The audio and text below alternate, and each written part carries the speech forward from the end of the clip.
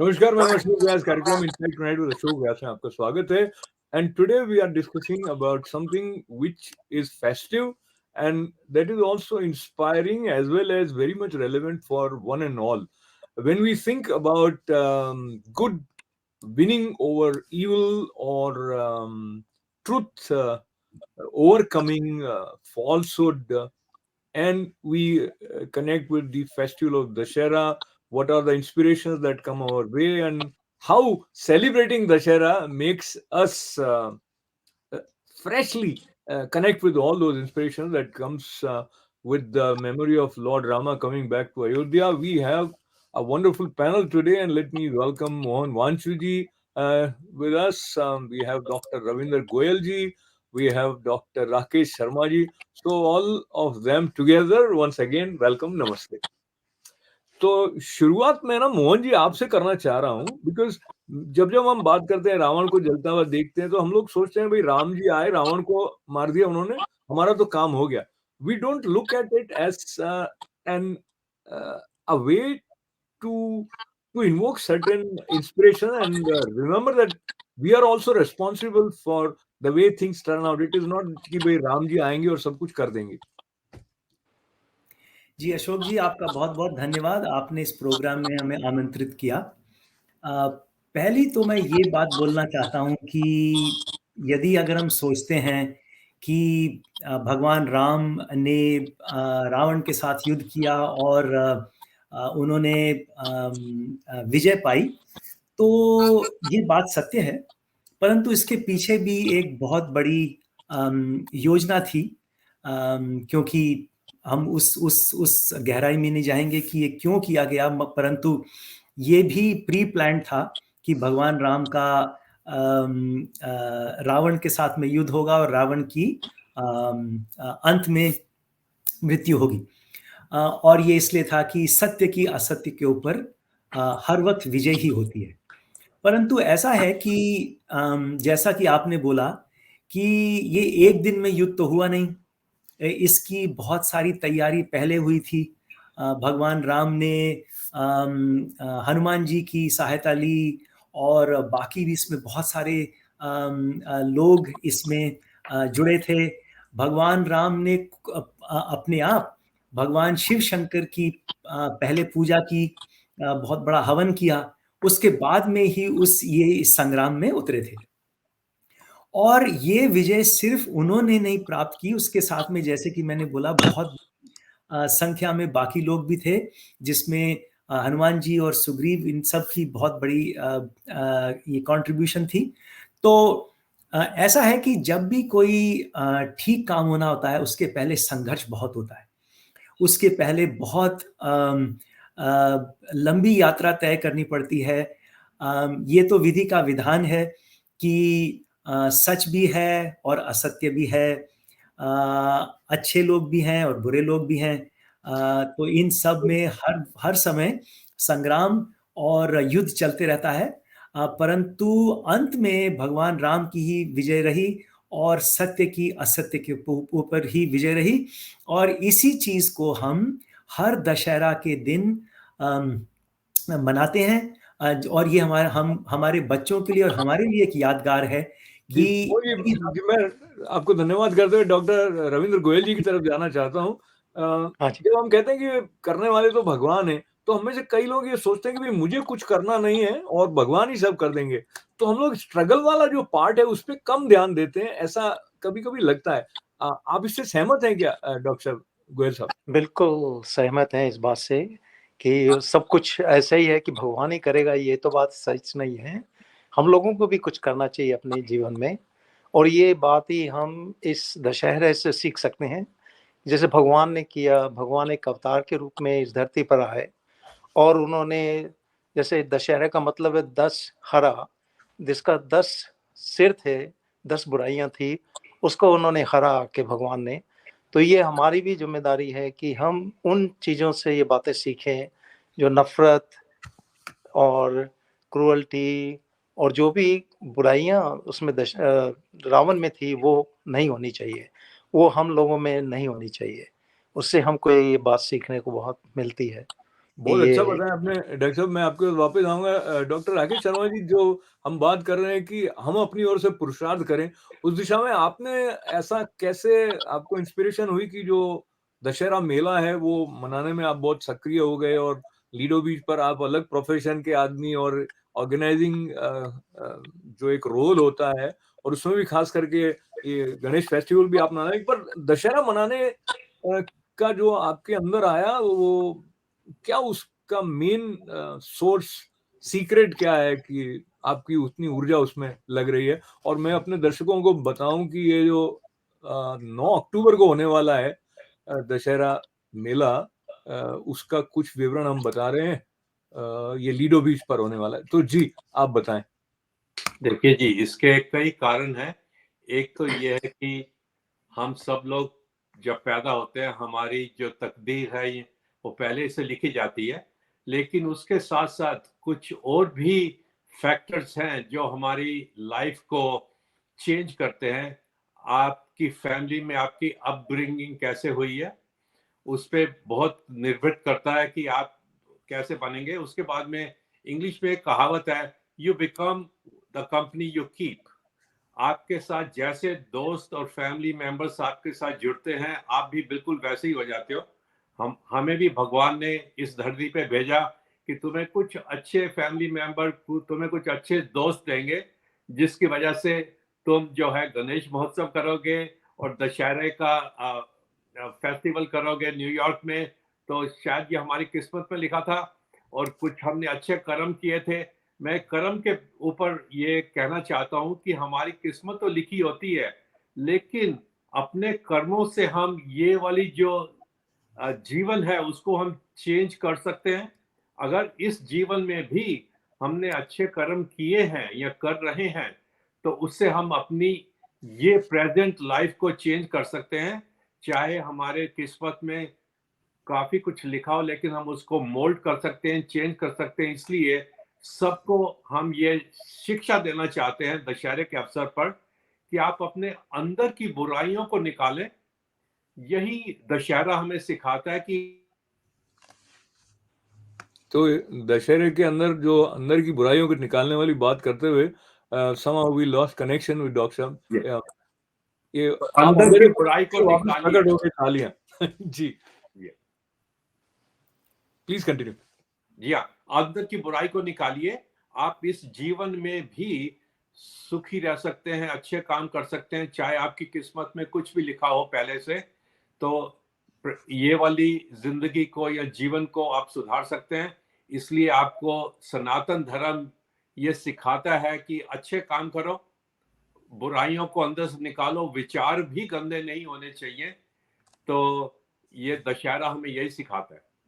बहुत सुंदर आपने बताया। इस बात को लेते हुए मोहन जी, आपकी तरफ मैं एक जिज्ञासा लेकर आ रहा हूं, क्योंकि आप सेवा कार्यों में भी बहुत सक्रिय रहते हैं, और जब हम अच्छाई बुराई की बात करते हैं तो उसके बारे में भी स्पष्ट होना आवश्यक है कि क्या अच्छा है और क्या बुरा है।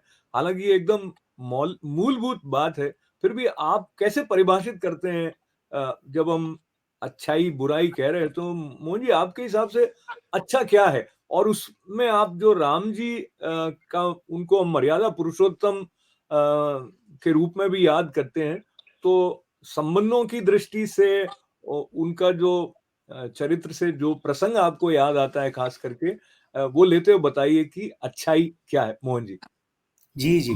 तो अच्छाई और बुराई में बहुत अंतर है, और मैं ये कहना चाहूँगा कि बहुत ही आसान है ये पता करना। जो चीज़ आपको आपके दिल को अच्छी लगे वो अच्छी है, जो चीज़ आपके दिल को लगे कि ये खराब है, तो वो खराब है। अंग्रेज़ी में भी एक नहीं, इसके लिए एक शब्द है, उसको बोलते हैं एक्सियम। तो अच्छाई बुराई बहुत ही आसान है। देखिए, जिससे किसी इंसान को दुख पहुंचे वो बुरी चीज है, जिससे किसी इंसान को खुशी मिले वो अच्छी चीज है, जिससे किसी इंसान को दर्द हो वो खराब चीज है, जिससे किसी इंसान को बहुत ही आनंद मिले वो अच्छी चीज है। तो ये तो ईश्वर ने हमें पहले दिन से ही ये इसका एहसास दिया है। हमें एकदम से पता चल जाता है कि कौन सी चीज अच्छी है, कौन सी चीज बुरी है। अब रहा सवाल अगर इसको आगे हम ले जाएं तो हमारे धार्मिक इतने सारे ग्रंथ हैं, उनमें भी बताया गया है। हमारे माता वही पिता जी, हमें रोज बताते रहते हैं। जी। जी जी मैं वापस आपके पास आता हूँ, आपकी बहुत सुंदर बात है। इसको लेते हुए मैं डॉक्टर रवि जी से ये जानना चाहता हूँ, जैसे हमने मोहन जी की बात से मुझे याद आया, हम अपने परंपरा में परहित सरस धर्म नहीं भाई, उसी बात को वो बता रहे थे कि भाई दूसरे की भलाई करने से बढ़कर कोई धर्म नहीं, और पर पीड़ा सम नहीं अधमाई, और दूसरे को अगर आप पीड़ा देते हैं तो उससे बढ़कर अधर्म कोई नहीं है।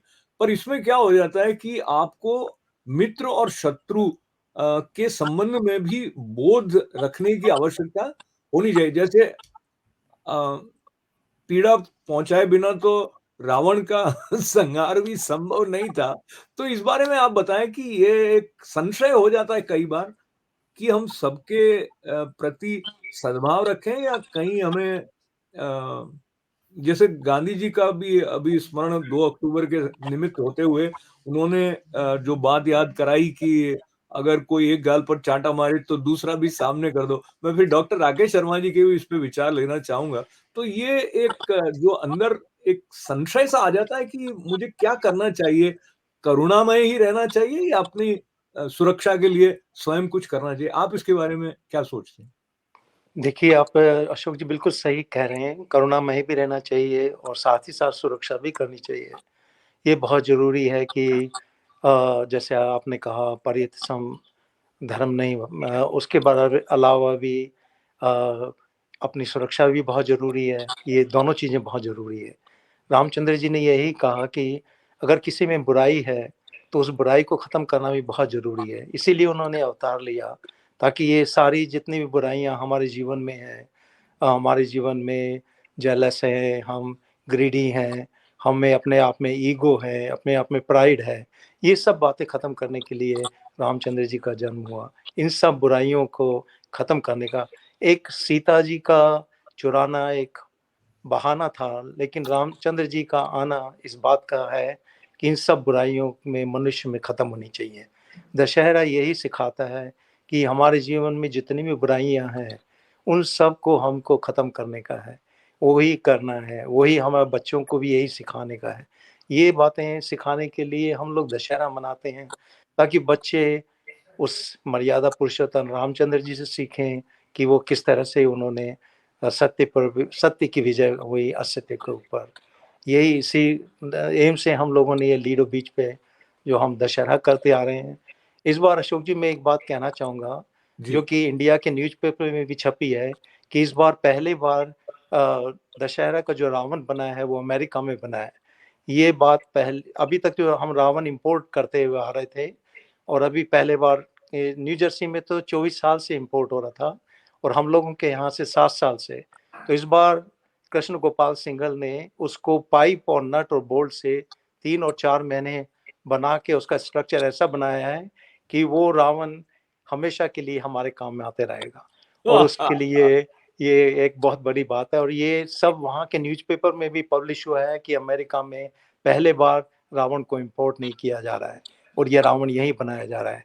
साथ ही साथ हम लोगों का जो दशहरा इस बार मन रहा है, इस बात की सबसे बड़ी खुशी इस बात की है कि हम लोग बड़े अच्छे सांस्कृतिक कार्यक्रम करेंगे। रामलीला बहुत सुंदर होती है, जो कि अगर बच्चे बैठ जाते हैं, वो 2 घंटे तक देखते रहते हैं। इसके अलावा हम इस बार फ्री फूड भी किसी ने स्पॉन्सर किया है, तो वहाँ पे आपको छोले-भटूरे, जलेबी सभी कुछ खाने को मिलेगा। फ्री पार्किंग है, फ्री आइए और बच्चों को साथ लाइए। तो बच्चे तो हम जब दोनों रामलीला देखेंगे। दोनों तरह की जी, हम दोनों बातें कर रहे हैं। एक तो आप कैसे न्यूयॉर्क में रहते हुए न्यू जर्सी में भी रावण दहन के साक्षी बन रहे हैं हमारे श्रद्धालु, और न्यूयॉर्क में लीडो बीच पर जो 7वीं बार ये होने वाला है, तो उसका विवरण भी हम दे रहे हैं। पर साथ ही साथ हम उस त्योहार के मनाए जाने के पीछे क्या चिंतन है और क्या प्रेरणाएं हमारे लिए हैं, उन पर भी चर्चा कर रहे हैं। तो उसी बात को थोड़ा आगे ले जाते हुए डॉक्टर राकेश शर्मा जी, ये जो मैं डॉक्टर गोयल साहब से पूछ रहा था कि अपनी भूमिका को तय करने की दृष्टि से जो रामचरितमानस है, जो राम जी का चरित्र है, जो हनुमान जी का है चरित्र, वो बड़ा हमारे लिए एक प्रेरणा का आधार है। और आपके साथ बैठे हुए मुझे याद आता है कि आपके पिताजी जो अब देह रूप में हमारे साथ नहीं है, पर वो 90 से अधिक आयु में भी प्रतिदिन हनुमान चालीसा का नित्य पाठ करते थे। तो आपने बचपन से उनको हनुमान चालीसा पढ़ते हुए देखा और उनकी स्मृति में थी हनुमान चालीसा बाद के समय में भी। तो क्या हनुमान जी के चरित्र से प्रेरणा आपको विशेष रूप से मिलती है? और मुझे लगता है जब इस तरह लीडो बीच पर सब लोग दशहरे के निमित्त इकट्ठा होते हैं, एक मेला सा लगता है, रामलीला भी होती है, तो ये सारे जो संदर्भ हैं वो हमारे अंदर जागृत होते हैं, उसका ये एक बहुत अच्छा सार्थक माध्यम बन जाता है उत्सव। तो दोनों दृष्टि से आप अपने विचार हमारे साथ बांटें डॉक्टर साहब। जी हाँ, पहले तो मेरे पिताजी के बारे में जो आपने हनुमान चालीसा का बोला, जी हाँ, उससे बहुत ज्यादा जीवन में असर पड़ा है। मैं हनुमान जी की मूर्ति अपने गले के आसपास पिछले 40 साल से पहन के रखता हूँ 24 घंटे। वो तो हनुमान जी का रहा, और हनुमान जी से हमें क्या शिक्षा मिलती है कि आप अपने गुरु के समर्पण में सब कुछ कर सकते हैं, वो हनुमान जी ने किया। और जहां तक ये दशहरे की बात है और राम जी की बात है, राम जी जो हैं उन्होंने अपने पिता के आदेश पे 14 साल जंगल में बिता दिए। एक बार भी उन्होंने नाराजगी नहीं जताई किसी को। और यही बात जो है धर्म और अधर्म के बीच में है।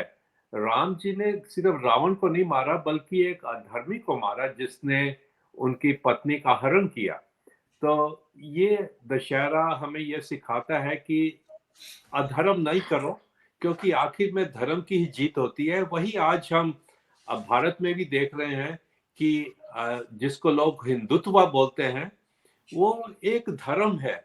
एक धर्म जो हमें सबसे पुराना धर्म है कि वो क्राइस्ट से भी 5000 साल पहले का धर्म है। वो ये सिखाता है कि सनातन धर्म जो है एक धर्म नहीं है, बल्कि एक ऐसी शिक्षा है जिसके लिए जीवन में आदमी एक अच्छे काम करे, धर्म जो है उसी को अपनाए और अधर्म से दूर रहे। राम जी ने जो रावण का वध किया, वो इसलिए नहीं कि रावण एक बुरा आदमी था। रावण एक एक्चुअली रावण ब्राह्मण था और राम जी तो क्षत्रिय थे। और हम में से ज्यादातर लोग ब्राह्मण हैं जो इस टाइम बैठे हुए हैं, लेकिन फिर भी हम एक क्षत्रिय की पूजा करते हैं, और ब्राह्मण जिसने गलत काम किया उसकी पूजा नहीं करते, क्योंकि उसने गलत काम किया। तो हमें यही जिंदगी में सिखाया जाता है कि आप छोटे बड़े जो हैं, एक किस परिवार में पैदा हुए उससे नहीं बनते। आप जो अपने जीवन में जो कार्य करते हैं उससे छोटे और बड़े बनते हैं। उसी तरीके से बाबा साहब अंबेडकर जो हैं, उसको हम नेहरू से कहीं ऊपर मानते हैं। उसी तरह हम मोहनदास करमचंद गांधी को एक महात्मा के रूप में स्वीकार नहीं करना चाहते, जबकि आज उनकी जन्म तिथि है। लेकिन उन्होंने हमारे देश के विरुद्ध इतना काम किया कि अब जितनी ज्यादा हमें उनके बारे में पता चल रही है, उतना ही लोग उनके विरुद्ध हो रहे हैं।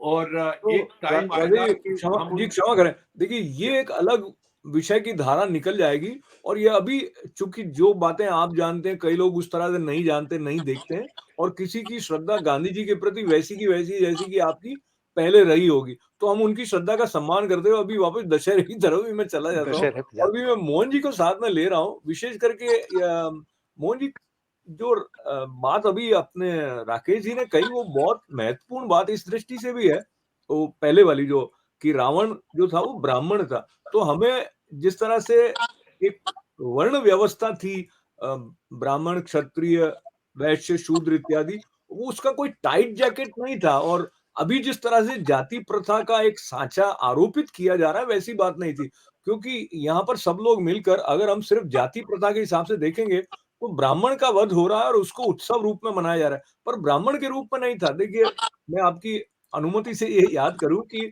ब्राह्मण का जो एक शास्त्रीय अर्थ ये बताया गुरुजनों द्वारा जाता है कि जिसमें ब्रह्म की जिज्ञासा है, वो ब्राह्मण है।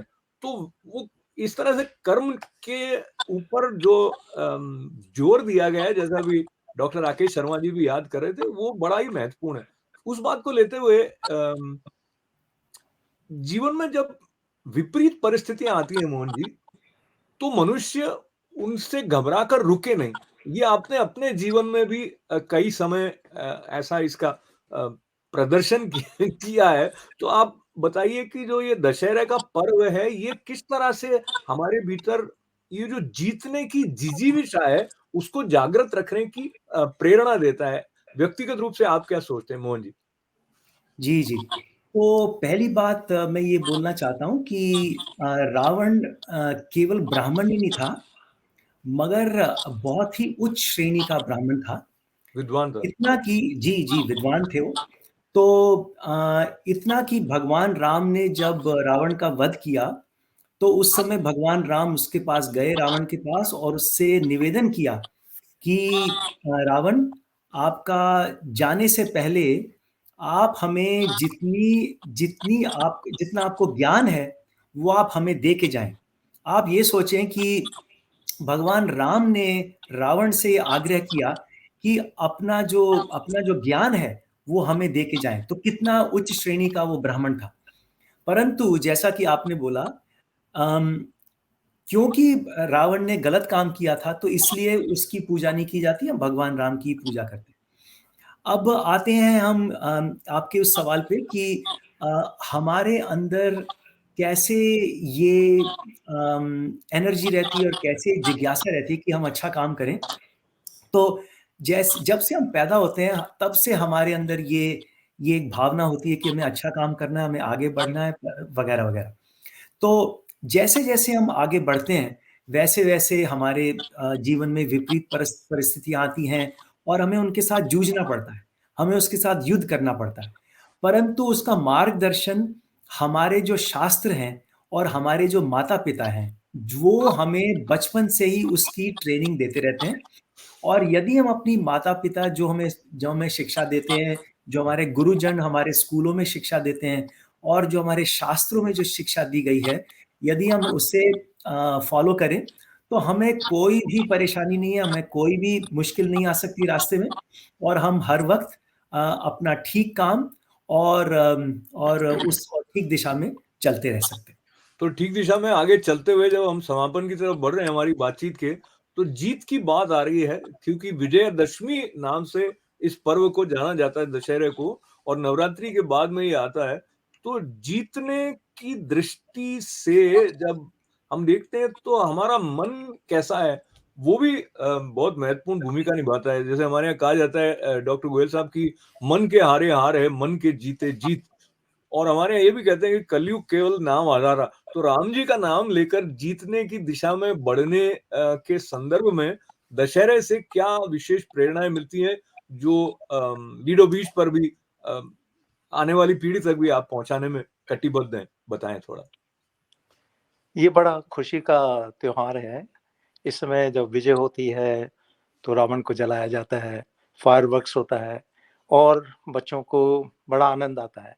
ये इस तरह से एक फेस्टिवल है जिसमें कि सबको ये पता लगता है कि विजय के बाद में कितनी खुशहाली होती है। हमारे लीडो बीच पे या जहाँ भी रावण को जलाया जाता है, उसके बाद में एक सबके मन में बड़ी खुशी होती है, बड़ा उल्लास होता है। जब भी हम जाते हैं, मेले में जाते हैं, बचपन में भी जाते हैं, अभी भी जाते हैं, तो जब रावण को जलाया जाता है और फायरवर्क्स होता है रामलीला के बाद में, तो लोगों में एक बड़ी उमंग होती है, बड़ी खुशी होती है कि देखिए कि बुराइयों पे किस तरह से भगवान ने विजय प्राप्त की। तो हमारे जीवन में जो बुराइयां हैं, उन सभी बुराइयों को हम अपने जीवन से निकालें। ये बड़ा उल्लास का पर्व है और बड़ा ही उत्साह से मनाया जाता है। और ये इसमें जो भी जाता है उसको आपने भी महसूस किया होगा अशोक जी, जब आप लीडो बीच पे गए थे, तो कितनी खुशी हुई आपको उस उल्लास में, जब फायरवर्क्स चल रहा था और जब ये रावण को आग जलाई गई थी, तो कितना माहौल में कितना, और एक मन में एक ऐसी उमंग आती है कि देखिए कितना अच्छा ये पर्व है, बहुत ही कितनी सुंदर अच्छी आपने शिक्षाएं बताया। लेके आता वैसे है। समय की सीमा को देखते हुए मैं जल्दी-जल्दी एक तो डॉक्टर राकेश शर्मा जी से ये जानना चाह रहा हूँ, जैसे हमारे यहाँ भगवद गीता में आया कि श्रद्धावान लभते ज्ञानम तत्पर संयतेन्द्रिय। तो बल्कि जो जिसमें जैसी श्रद्धा है, वैसा वो मनुष्य बनता है, उसका चरित्र, उसका आचरण और उसके जीतने या हारने की बात भी उसके भीतर की श्रद्धा के साथ जुड़ी हुई है।